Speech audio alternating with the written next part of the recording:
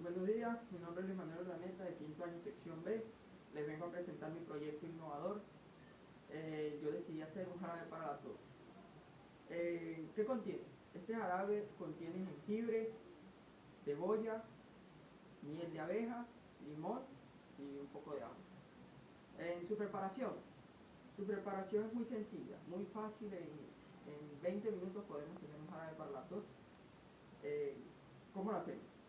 Primero rallamos el jengibre y picamos la cebolla en tiras. Al gusto, se puede picar también en cuadros, como ustedes lo deseen. Los dejamos reposar aproximadamente 10 a 20 minutos.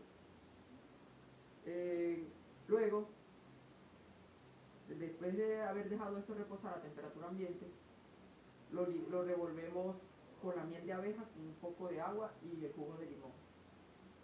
Mezclamos muy bien para que todos estos materiales se junten. Dejamos reposar otros 10 minutos y tenemos nuestro jarabe para la tos. Este jarabe para la tos dura aproximadamente 2 días a temperatura ambiente, no fuera de la nevera. Si lo tenemos en la nevera puede durar hasta aproximadamente 10 días.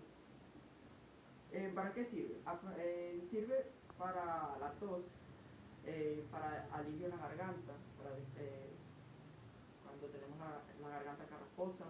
Sirve para dolores en las articulaciones y para mejorar el paso en las vías sanguíneas.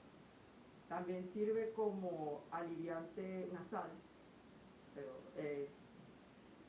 como aliviante nasal y otros dolores como son los dolores de muelas. ¿Cómo se ingiere? Muy fácil, muy sencillo.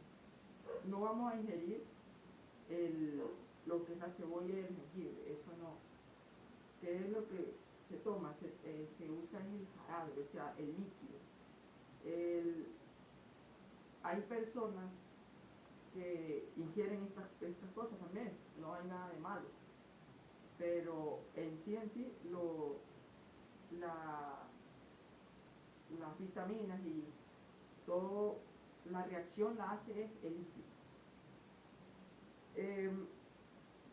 Hay otras personas también que le echan ajo picado en pequeñas porciones, al igual que la cebolla, se lo pican, lo dejan reposar un ratito y luego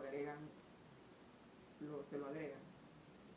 Esto dice también que es para dolores en la barriga, con ajo, dicen que es para dolores en la barriga y diarrea. Hay otras personas también que le echan canela y